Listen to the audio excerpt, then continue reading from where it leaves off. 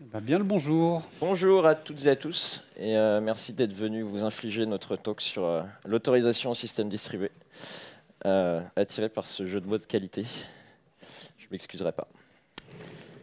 Alors, moi je suis Clément, je travaille chez 3DS Outscale, qui est un cloud souverain avec tout un tas de certifications. Donc si vous avez des garanties sur votre sécurité de données, votre souveraineté de données, c'est les gens qui applaudissent là-bas pour être sympa avec moi. Et donc moi je suis Geoffroy, je travaille chez Apollo, une entreprise américaine sur le GraphQL. Donc je fais dans la fédération des PI. Donc nous, on va vous parler d'hôte. Alors déjà hôte c'est sympa parce que on ne sait pas de quoi on parle quand on a juste les 4 lettres. Donc on a authentification et autorisation. L'authentification c'est qui je suis, l'autorisation c'est à quoi j'ai accès. Et si vous voyez les mots, déjà, authent, c'est authentification, ODI, c'est autorisation, et déjà, vous aurez viré un paquet d'ambiguïté de toutes les discussions sur le sujet. Nous, ce qui nous intéresse sur l'autorisation, là, c'est les systèmes distribués. Pourquoi? Pour compartimenter.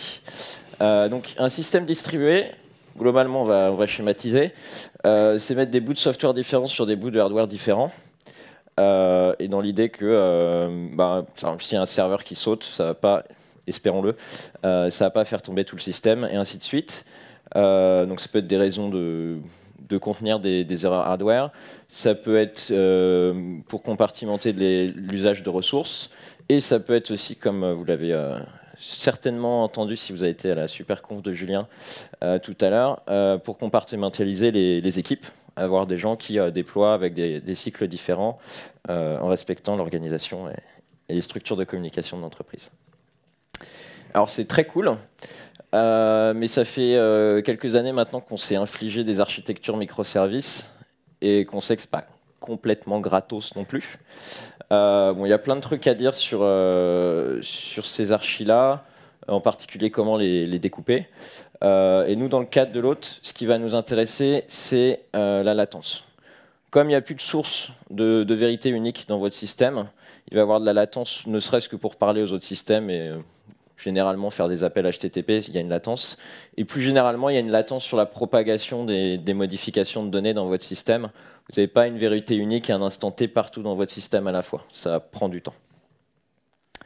Donc, tout ça pour vous dire que si vous pouvez vous permettre un monolithe, parce que vous n'avez pas besoin de grosses garanties de résilience et des choses comme ça, que c'est pas grave d'avoir un cycle de déploiement avec vos collègues qui est complètement couplé, ce genre de choses, gardez-le, votre monolithe, vous éviterez tout un tas de problèmes, et toute la suite de la discussion, c'est justement pour gérer les problèmes qu'on n'aurait pas avec un monolithe. Donc voilà, faites pas d'autres en système décentralisé, c'est bon. Merci d'être venu. En pratique, on va considérer pendant tout le reste du talk qu'on est dans un cadre où il faut qu'on fasse un système distribué, parce que vous voulez être résilient, parce que votre CTO a décidé que les microservices c'était trop bien. Des raisons bonnes ou moins bonnes, mais en gros on va considérer qu'on est dans un système distribué, donc l'oubliez pas, même si ça vous semble un peu compliqué, c'est ce qu'on va faire après. Donc, un système distribué, c'est distribué. Et l'autre, là on touche autorisation pour le coup, c'est quelque chose de transverse. En général, on va en avoir besoin un peu partout dans le système, mais c'est quelque chose qu'on aimerait gérer de manière centralisée. Vous n'avez pas envie d'aller gérer vos règles d'autorisation sur tous les services et sur tous les serveurs sans une manière centralisée de le faire. Ne paniquez pas, tout va bien se passer. C'est un spectre. C'est pas parce que votre système est distribué que tout doit être distribué dessus. Vous pouvez appliquer des points de centralisation pour gérer les trucs. Par exemple, quand vous faites de la blockchain et que vous avez des NFT sur un truc super décentralisé, ils sont dans un wallet OpenSea qui est complètement centralisé. Donc, vous pouvez appliquer de la centralisation sur un système distribué. L'idée, c'est de le faire en étant conscient des trade-offs que vous faites et des propriétés que vous gagnez ou perdez en faisant des choix. Et ce que vous pouvez faire dans un système décentralisé, c'est de l'hôte centralisé. Il y a un service, c'est le service d'hôte, et à chaque fois qu'il y a une requête qui arrive, vous demandez au service d'hôte si vous avez le droit de le faire ou pas. C'est simple, conceptuellement ça marche, C'est un modèle qui est assez à la mode. Il y a le papier sur Zanzibar de chez Google qui est basé là-dessus. Il y a à peu près la moitié de l'industrie qui essaye de réimplémenter le papier. Ça vous donne pas mal de garanties. C'est pas magique non plus, parce que même si le service d'hôte en lui-même est conceptuellement centralisé, en général, il va être déployé sur plusieurs machines pour être résilient, justement. Et là, vous allez dépendre, les propriétés de votre système vont dépendre des propriétés opérationnelles. Typiquement, dans Zanzibar, les propriétés d'ordre des opérations dépendent énormément du consensus qui est en dessous. Donc, c'est pas parce que vous avez un seul système que c'est magique et que vous n'avez plus aucun problème. Ça, c'est la partie, si vous pouvez vous permettre un SPOF, ça marche. L'autre partie, c'est de décentraliser l'autorisation complètement sur votre système. Et là, c'est un peu plus compliqué parce que vous n'avez plus un seul endroit que vous pouvez appeler. Chaque système doit être capable de décider si oui ou non les requêtes passent indépendamment et en isolation sans parler à personne. Donc, concrètement, qu'est-ce qui se passe quand on se décide à décentraliser?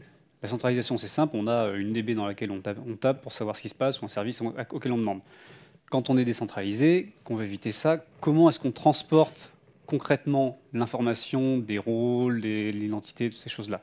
Généralement, ça se fait par les bearer tokens. Donc, par exemple, les JSON Web Tokens, qui par spec s'appellent JWT. Le Passeto, qui est une sorte de JWT, mais plus simple, moins d'erreurs possibles, notamment sur la crypto, ou même plein d'autres alternatives. Globalement, le concept, c'est toujours le même. C'est un bout de données qui va contenir votre user ID, une liste de scopes, des choses comme ça, et qui est signé pour que ça ne puisse pas être modifié par quelqu'un sur le chemin. Et c'est ça qu'on va se transmettre d'un endroit à un autre dans le système distribué. Il y a une alternative, c'est d'autres types de tokens. Donc les macaroons, donc ça, il y a un papier qui sortait de chez Google là-dessus il y a quelques années. C'est un token qui permet, comme Biscuit, en fait, d'avoir une fonctionnalité dont vous parlez après, qui est l'atténuation offline. Donc, c'est des choses où vous allez avoir plus de fonctionnalités, mais qui peuvent être, qui demandent un petit peu plus de taf. C'est-à-dire, vous avez un JWT, vous avez juste votre paquet de données. Donc, tout ça, ça va vous permettre de transmettre votre autorisation de service en service. Et ça, c'est avec ça, en fait, qu'on va pouvoir faire l'autorisation distribuée. Donc, pour ne pas se planter, le cookie, c'est ce que vous en avez dans votre browser. Les macarons, c'est le truc de chez Google. Les macarons, ça n'a rien à voir. Les biscuits, c'est ce qu'on fait. Et les JWT, ça ne se mange pas. Voilà, c'est pas compliqué. Donc, avec tout ça, comment est-ce qu'on va faire la confiance distribuée? On sait qu'on transmet de la donnée. Maintenant, on en fait quoi? Le truc, c'est que les systèmes, ils vont avoir de la donnée incomplète. C'est le principe de répartir la donnée entre différents services. Et à partir du moment où on fait passer de la donnée via des tokens, on ne contrôle plus, puisque c'est des jetons, donc les bearer tokens, c'est des jetons au porteur, ou à la porteuse. Et c'est la personne qui a le token qui décide de vous le donner ou pas. Donc à partir du moment où vous avez émis un token, c'est plus vous qui contrôlez ce token. Et toutes les questions qui vont venir sur l'hôte distribué, c'est gérer ce simple fait que c'est plus vous qui êtes en contrôle de ces infos d'autorisation. Et pour gérer ça, le truc le plus important quand vous commencez à émettre des tokens aux porteurs, des jetons aux porteurs, c'est de bien gérer la révocation. Qui a une archi avec des jetons aux porteurs ici? OK. Qui a mis en place une infrastructure de révocation que vous pouvez employer dès maintenant? Il y a un peu moins de mains qui se sont levées. Il y en a quand même. Mais il y en a quand même, et bravo à vous. C'est un truc à faire dès le premier jour, même le jour 0, si vous ne faites pas de l'UA. C'est pas quand vous avez un token qui fuite et une faille de sécurité sur les mains qu'il faut commencer à taper du code, faire tourner les tests, faire tourner la CI et ensuite déployer le truc. Si vous émettez des jetons au porteur, vous devez avoir un truc qui se déploie par la configuration. Une full infra de révocation, c'est un truc assez lourd. OK.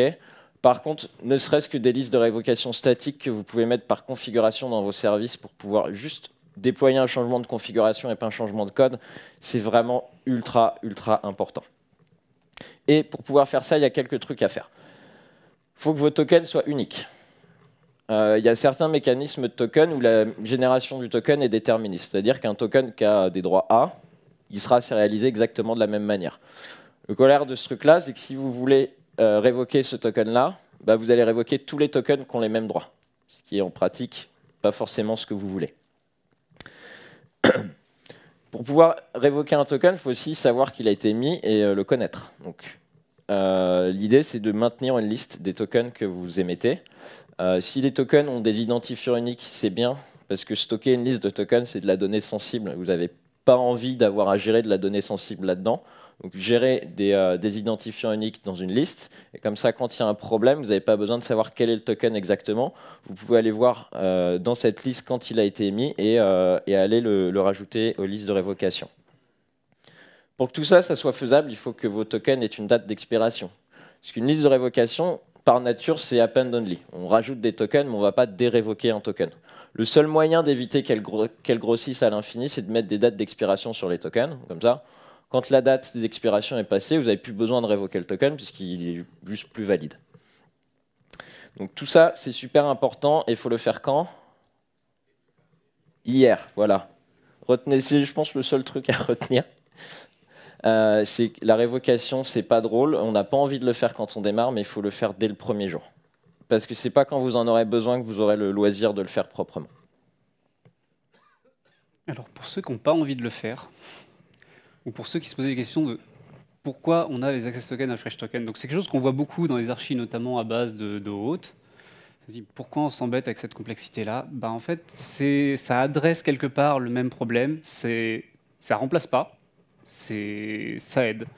L'idée de l'access token et du refresh token, c'est qu'on a un token long terme qui s'échange auprès d'un service, un seul service qui est hors du hot pass, c'est le service d'émission de token. On représente un refresh token, ça nous file un access token et un nouveau refresh token.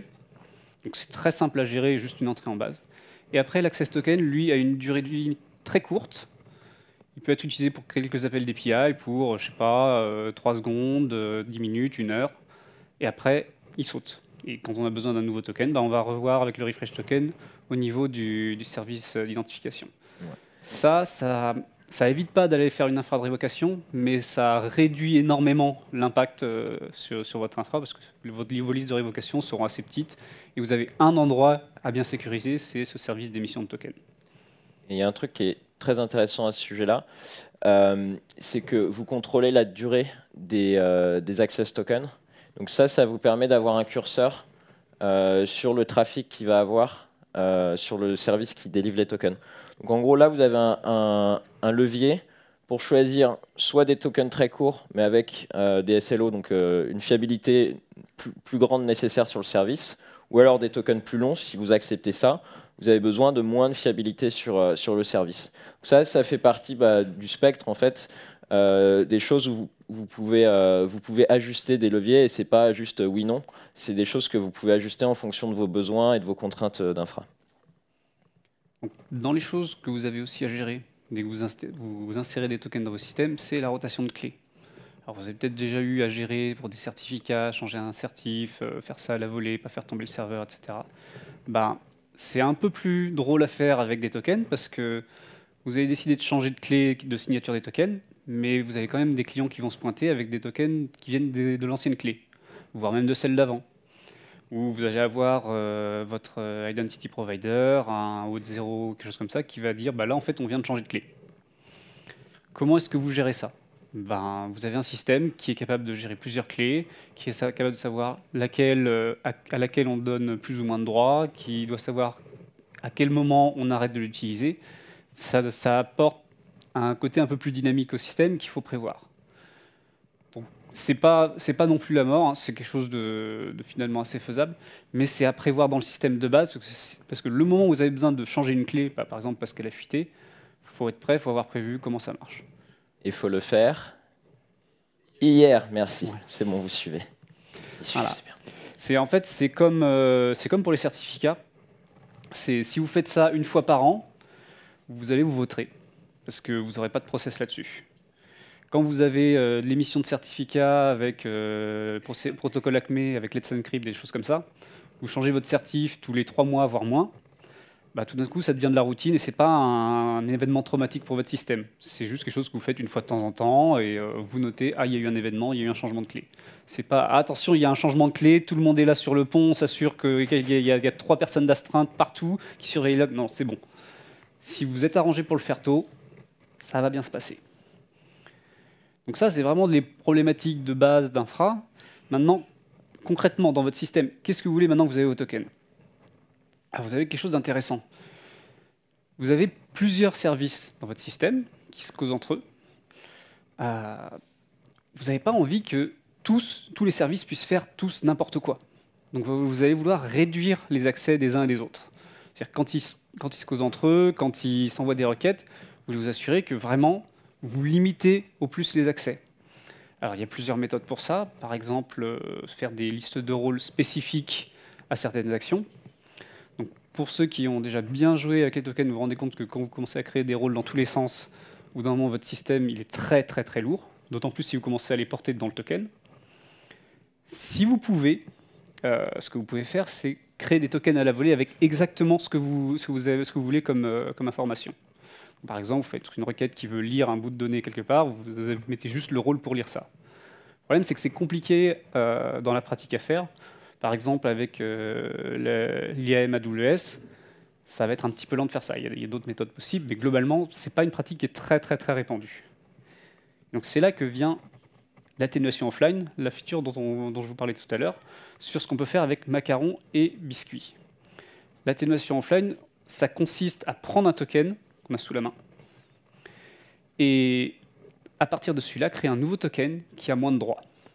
Et c'est juste cette petite fonctionnalité-là qui va nous ouvrir plein de cas hyper intéressants dans les systèmes distribués. Donc nous, ce qu'on a fait, c'est Biscuit. Donc Biscuit, c'est un système basé sur de la clé publique, comparé aux Macaroons qui sont sur de la clé secrète, qui supportent l'offline attenuation.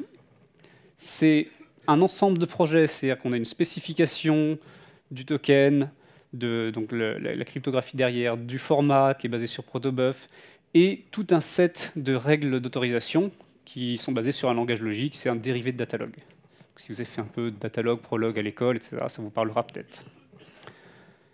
C'est un projet qu'on a commencé vers 2018, qui est passé par plusieurs itérations, notamment sur les algorithmes crypto, avant de trouver quelque chose de suffisamment simple et stable. Et donc 2022, c'était la première version vraiment fiable, déployable, utilisable. Et là, on a refait une version récemment qui clôt un peu le set de features intéressants pour ce dont on a besoin. Concrètement, on a plein d'implémentations. On a la version Rust qui a servi vraiment de base à développer le système, qui génère tous les tests vecteurs pour la spec, qui sert aussi de back-end pour la version JavaScript. On a la version Haskell qui a été faite par Clément. On a du Java, du Go, Python, .NET, etc. Plein d'outils derrière. On a une ligne de commande qui permet de créer des tokens, observer le contenu, les atténuer directement, tester l'autorisation. On a des web components qu'on vous montrera après, qui permettent d'éditer des tokens en live et voir ce qu'il y a dedans et tester l'autorisation aussi. Du support dans différents éditeurs. Voilà. Donc c'est tout un ensemble, tout un écosystème de projets autour de cette spec de tokens qui actuellement est utilisé par exemple chez Clever Cloud sur leur cluster Pulsar. Toute l'autorisation est basée là-dessus. SpaceXTime, donc un système de blockchain, de base de données distribuée, toute leur autorisation, c'est ça aussi. Nixbuild, enfin voilà. Ça commence à bien se développer. À quoi ça ressemble à l'intérieur? Ça, c'est ce qu'on va voir comme autorisation dans le token. Le token va porter de la donnée, du code, du datalog qui est compilé vers une espèce de bytecode.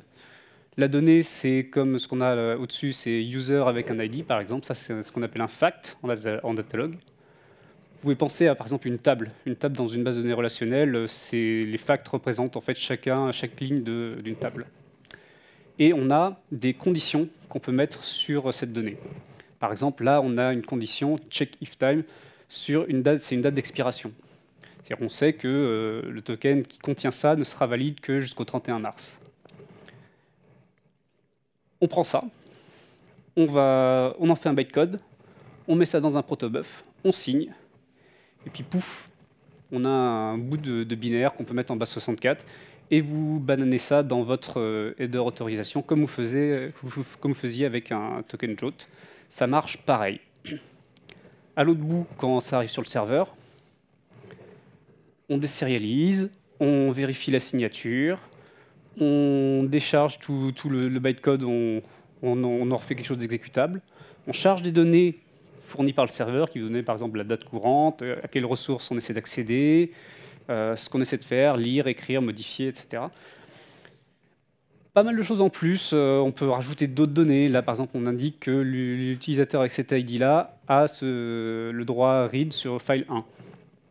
Et on va pouvoir amener nos propres conditions. Et donc là, on va dire qu'on accepte la requête si on a un utilisateur, une ressource et une opération, et qu'on a un write qui match ces trois types de facts. On n'est pas en train de coder de façon impérative là-dedans. On est en train de définir des relations entre données. C'est comme si on faisait une requête SQL.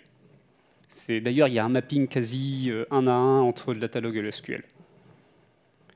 Et là où ça devient intéressant, c'est que, donc ça c'était la partie autoriseur, donc c'est quand on reçoit, mais quand on a un token, donc c'est-à-dire que ce qu'on avait là, vous avez votre token qui contient ça. Vous voulez l'atténuer, vous voulez réduire les accès. Et ben, vous allez faire ce qu'on appelle ajouter un bloc. En fait, on crée un autre token qui contient un autre bloc de données, et donc par exemple qui ajoute une condition. L'IP source, ça va être 127.0.0.1, et si cette condition n'est pas réalisée, l'autorisation va foirer. Et donc, avec ça, en fait, juste cette petite partie-là, pouvoir créer un nouveau token qui a moins d'accès, vous allez pouvoir faire pas mal de choses hyper intéressantes. Donc, notamment, on a une démo de Clément, là. Hop. Merci. Alors, comment on fait? C'est ça. Tac. Ça ne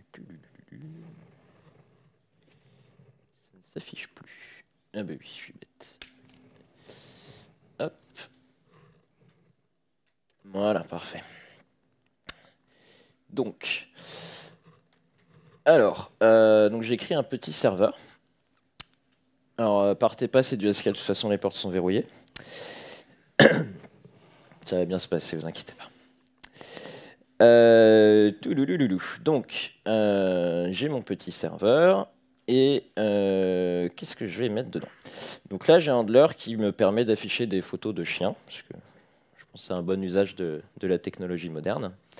Et donc là, hop, normalement vous pouvez voir, j'ai mis une règle d'autorisation directement. Là, en plus, il y a une macro qui compile le datalog pendant la compilation. Si vous avez des erreurs dans votre datalog, c'est fait à la compilation et tout, c'est plutôt cool. Et qu'est-ce qu'on va dire? On va dire, je sais qu'on est en train d'afficher une photo de tel chien avec le nom du chien, et le nom du chien il est tiré de la requête. Et on va autoriser la requête si le token contient une déclaration qui dit j'ai le droit d'afficher des photos de ce chien. Hop. Et après, qu'est-ce qu'on va dire d'autre? On a un fait qui est ajouté à toutes les requêtes, c'est qui dit la date courante. Donc comme ça, si le token a un check d'expiration, il va pouvoir avoir accès à la date courante. Et j'ai mis un dernier truc qui dit que si le token est un token d'admin, on bypass toute l'autorisation et on a accès à ça. Donc là, vous allez pouvoir, après mes talents à Haskell, vous allez pouvoir admirer mes talents en comment on dit, je vais y arriver. Mes talents en HTML, ça va pas être la même. Hop, je vais retrouver l'onglet qui a disparu, il n'y a pas de souci. Hop, index.html, c'est parfait. Passion pour le design. Voilà. Donc, là, c'est un petit web component. Donc, Biscuit, l'implémentation de référence est en Rust. On la compile en WebAssembly, elle tourne dans le navigateur. C'est plutôt cool. C'était horrible à bundler, mais c'est plutôt cool. Donc là, j'ai mis une clé privée. Donc ça veut dire que le token va être signé avec cette clé privée et on va faire confiance qui vient bien de moi. Et je vais dire que j'ai le droit d'afficher des photos de Puna. Puna, c'est mon chien. Et on a le droit d'afficher des photos de Nix. C'est le chien de Geoffroy. Donc là, j'ai tapé ça, et là, il y a le petit token qui a été généré. Il y a tout un tas de mécanismes. On ne sérialise pas le texte du datalog dans le token, en fait. On parse, on a un arbre syntaxique, et c'est ça qu'on va sérialiser. Les chaînes de caractères sont dédupliquées, c'est compressé, c'est pour ça que ça fait des tokens relativement petits par rapport à l'information qu'il y a dedans. Donc je colle ça, et normalement, si j'appuie sur le joli bouton... c'est mon chien. Voilà. Très bien. Et hop, si je fais ça avec Nix, c'est le chien de Geoffroy. Donc ça marche. C'est un token qui fait ça. Maintenant, qu'est-ce qu'on veut faire? On va pouvoir atténuer le token. On va dire, par exemple, check if dog Nix. Donc là, on a un nouveau token. Faut voir que sur la perche du truc, en fait, à chaque caractère qu'il tape, ça repasse toute la moulinette, ça recrée un token de from scratch, ça fait les signatures, etc. Enfin, niveau perf, on n'a pas trop de soucis. Hein. Voilà. Donc je peux toujours afficher Nix. Par contre, si je veux afficher Puna, bah, ça ne marche pas. Parce que j'ai mis une restriction. Et là, c'est une restriction que je peux faire sans avoir accès à la clé privée du token, sans parler à quelconque service d'autre. C'est un truc qui est perf, je peux le faire à la volée dans un service sans parler à personne. Donc ça, c'est vraiment fondamental si vous voulez vraiment appliquer le principe de plus petite responsabilité. Et pareil, moi je peux faire check if time, hop, time, $time, hop. On est le 13. Hop. Hop. Voilà. Donc ça, j'ai dit que le token expirait ce matin à minuit. Ça n'a pas marché. Ça n'a pas marché. Et si je dis qu'il expire demain. Hop. Et ça c'est assez fondamental, c'est que la restriction, elle est vraiment portée par le token. En JWT, il y a des claims, il y a des conventions qui disent que le token, s'il comporte telle donnée, c'est la responsabilité du service qu'il reçoit de vérifier des choses. Quand c'est dans le token, dans Biscuit, ce n'est pas une histoire de convention. C'est le token qui décide des checks et il n'y a pas besoin que le service collabore. Le service va se borner à donner la date courante. S'il ne le fait pas, ça ne va pas passer et c'est tout. Donc, si on oublie des trucs dans le service, ça va pas passer l'autorisation plutôt qu'être ouvert par défaut. Donc ça, c'est une propriété vraiment super importante. Voilà. Ça va permettre notamment, si vous avez une API, d'avoir le client qui vient avec ses propres règles, des règles qui ne sont pas forcément simples à faire dans le serveur ou qui sont peut-être juste utilisées une fois pour un utilisateur. Si vous avez du spécifique comme ça, vous le mettez dans le token. Et ça partira très bien. Voilà. Je crois que je vous ai à peu près montré toutes les photos de mon chien. Donc je pense que c'est bon. Il n'y en a pas assez. Il n'y en a pas assez. Allez, une dernière. Non, on les a toutes vues. Ok, c'est bon. Alors, hop.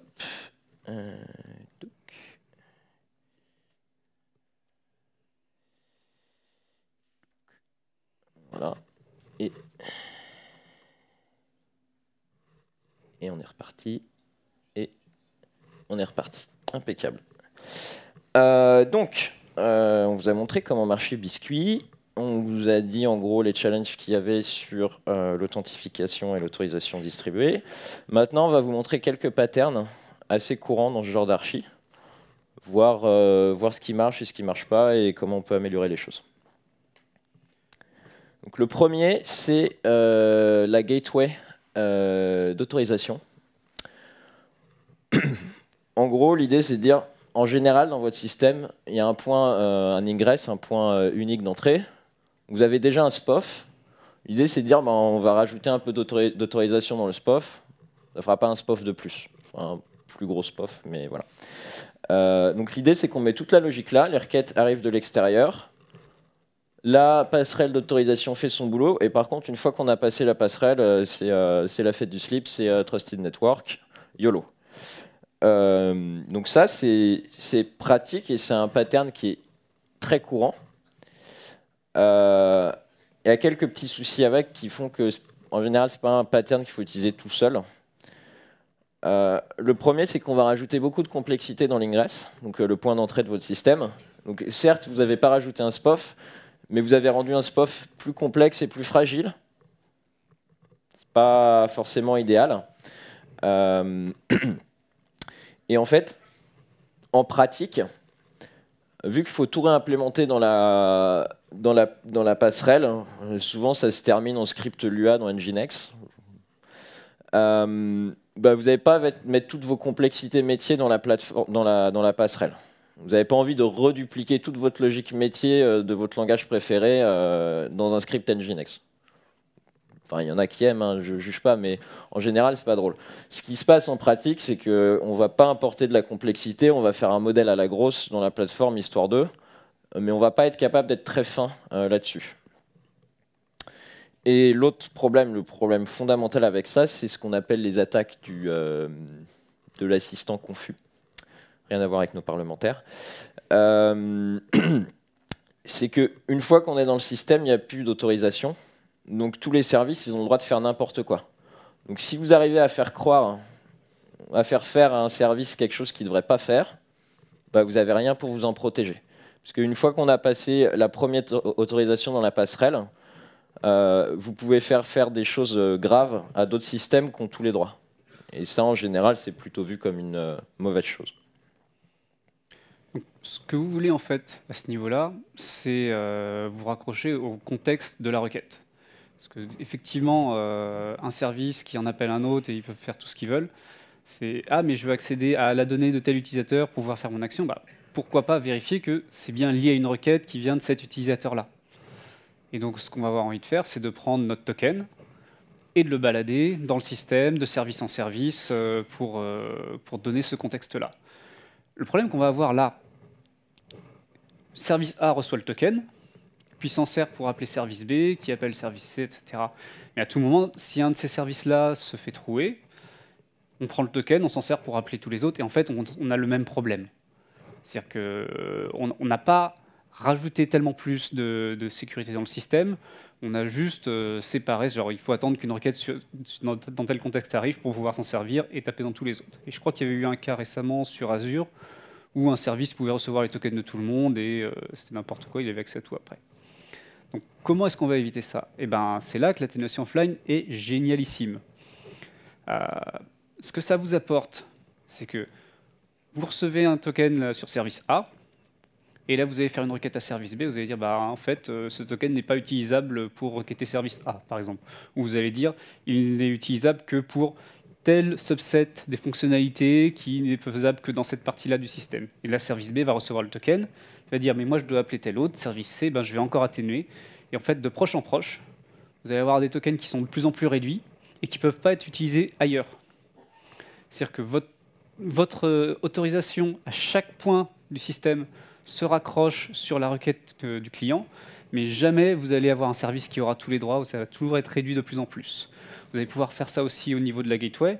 Vous êtes un client qui appelle une gateway. À chaque requête, vous allez pouvoir créer un token qui va réduire les droits juste à ce dont on a besoin. Mais on peut aller plus loin que ça.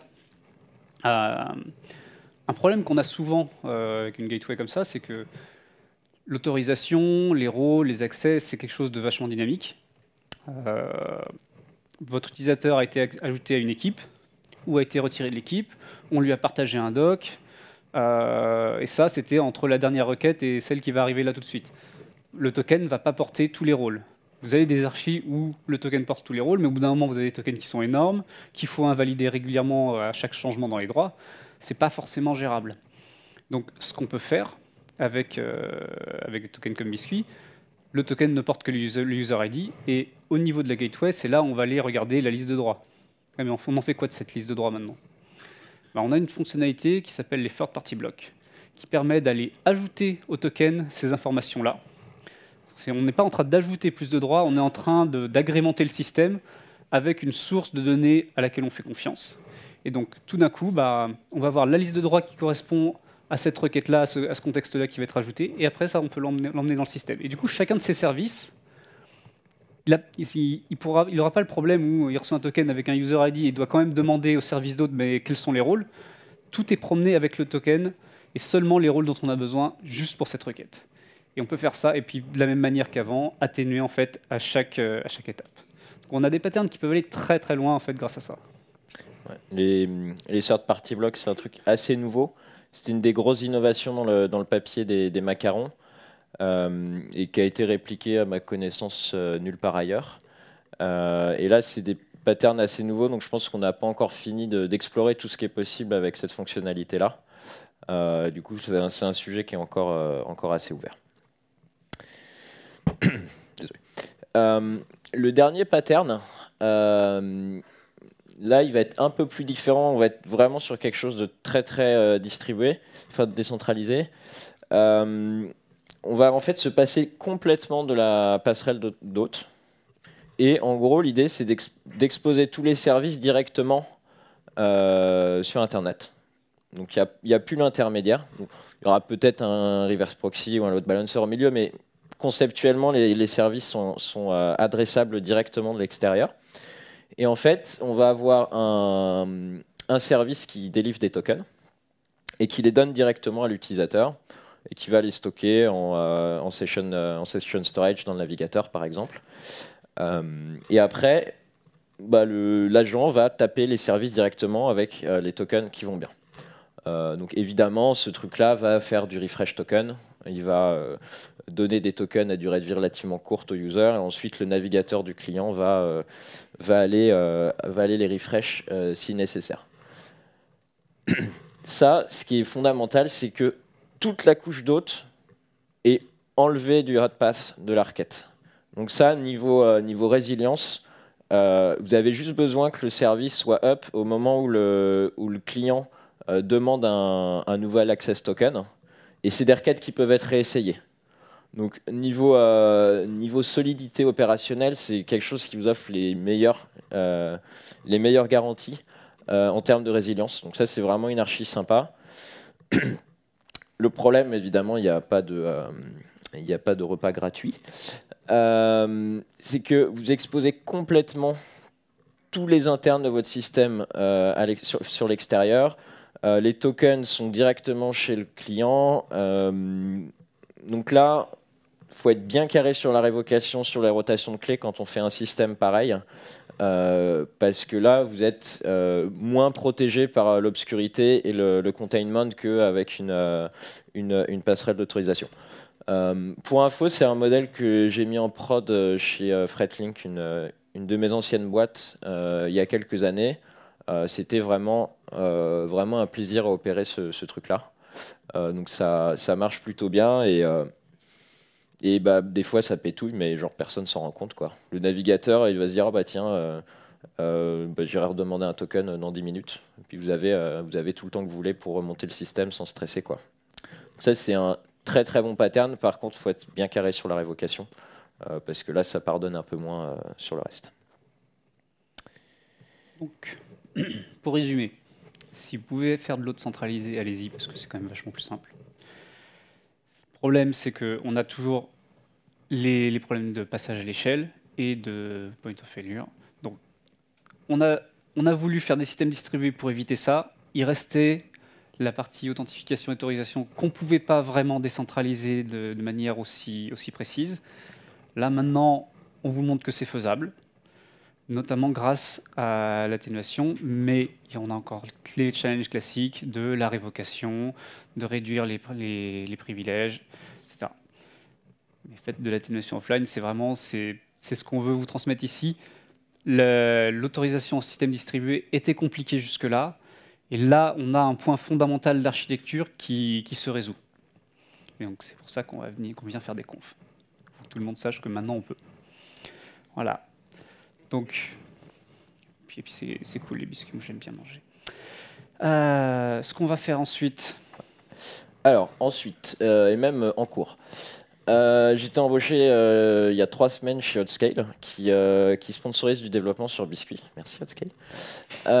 En pratique, la doc a été mise à jour avec quelqu'un dont c'est le boulot et ça se voit. Du coup, il y a un nouveau site dédié à la doc technique. Globalement, on améliore, on éditorialise un peu. Enfin, c'est un peu plus cohérent que ce que ça n'a été à une époque. Et c'est en cours d'amélioration, donc si vous avez des commentaires, des critiques, des lettres d'amour à faire sur la doc, n'hésitez pas, ça nous fera très plaisir. j'ai un collègue qui en avait marre de tout taper dans le navigateur, donc il s'est fendu d'une extension VS Code pour avoir l'autocomplétion, la coloration syntaxique et tout ce genre de trucs, que je n'ai pas encore publié sur les stores. Je suis désolé Tristan si tu me regardes, mais je vais le faire bientôt, c'est promis. Il y a Biscuit Wasm qui a été sorti en bêta, on est quasiment sur du stable. Donc c'est le support en JavaScript, ça passe par du WebAssembly, ça marche dans le navigateur et dans Node.js. L'idée c'est de prendre la LibRust et de mettre des API idiomatiques JavaScript dessus. Donc des tags templates pour taper du datalog direct, faire de l'injection de paramètres et tout. Donc ça c'est plutôt cool et ça va être release en stable très très bientôt parce que là ça va plus bouger. Et en planifié, il y a une mise à jour de Biscuit Java qui se profile. Biscuit Java marche et est utilisé en prod chez Clever Cloud notamment, mais supporte la version 2 des biscuits. Et donc en version 3, on a rajouté divers trucs, en particulier les third-party blocks. Donc là, il y a un plan pour mettre à jour Biscuit Java. Il y a un début de travail qui a été fait sur Biscuit Python. Même idée que Biscuit Node, c'est prendre la LibRust, la bundler et mettre des API pythoniques au-dessus. Où ça, il y a un POC qui a été fait, faut qu'on continue. Si vous avez envie de faire du biscuit et du Python, on sera ravi d'avoir de l'aide là-dessus. Et il y a plein de trucs. Là, j'ai pas mal bossé sur les web components, donc un truc qui permet d'éditer des biscuits dans le navigateur. Ça permet, si vous allez sur le site, de tester des choses comme ça. Mais vous avez vu que mes compétences en CSS étaient ce qu'elles sont, ou ne sont pas. Donc des gens qui savent faire seront aussi les grands bienvenus. Et pour finir, donc biscuitsec.org, c'est le site où on décrit ce que c'est que biscuit. Il y a un blog post pour savoir toutes les actualités. Mais de manière plus intéressante, il y a surtout tout le tooling en ligne avec des web components. Donc vous pouvez taper du datalog dans le navigateur, générer des biscuits complètement dans le navigateur et tout tester sans rien installer. Donc ça, c'est assez pratique. Il y a doc.biscuitsec.org qui est la documentation technique sur comment on s'en sert, des patterns, comment faire de l'atténuation, des choses comme ça. On décrit la crypto parce que quand on utilise ce genre d'outil, c'est important d'avoir confiance dans la crypto qui est derrière. Tous les développements sont dans une org à GitHub qui s'appelle Biscuit Hôte. Donc il y a des langages, il y a des supports éditeurs, il y a les web components qui sont là, donc tout est en open source. Et en dernier point, il y a un channel sur Matrix qui est assez actif, sur lequel on est régulièrement, et il y a des gens qui viennent poser des questions et ainsi de suite. Et c'est tout pour moi.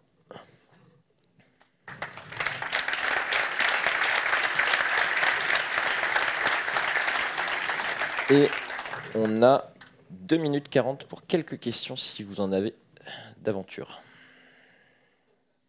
Il y a un monsieur au premier rang qui a levé la main.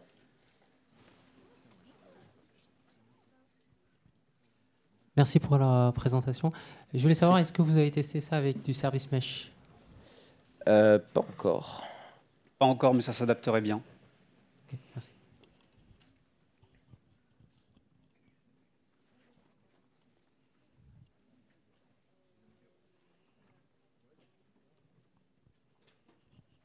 Bonjour, merci déjà pour la présentation. Je ne dirais pas que j'ai tout compris, hein. Je suis habitué à du centralisé, surtout sur l'authentification. Ma question, c'est juste qui génère le premier token?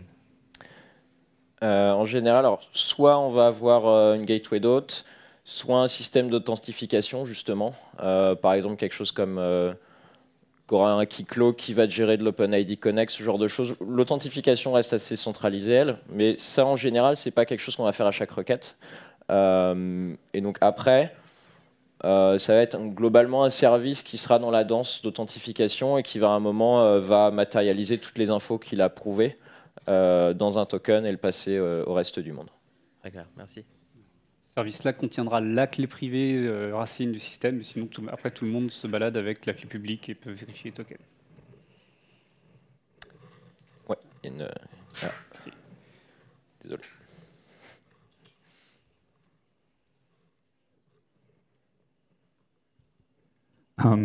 Justement, comment ça s'intègre avec un Keycloak ou un autre SSO du style? Je l'ai pas fait personnellement. Alors, on sait qu'il y a des gens qui travaillent dessus. Mais globalement, si on prend une danse OIDC, à la fin de la danse, donc OpenID Connect, on va se retrouver avec un JOT qui comporte les infos de l'authentification. Donc là, c'est un bout de code qui va transformer le token JOT en token biscuit et potentiellement en rajoutant des infos un peu métier dedans. Mais si vous faites de l'OpenID Connect, vous avez un truc qui à la fin vous donne un JOT. Bah, vous prenez le JOT, vous vérifiez la signature et vous émettez un token qui comporte les informations correspondantes. Concrètement, en fait, le biscuit, ce sera votre access token. Et Ça y c'est est. fini. Merci beaucoup.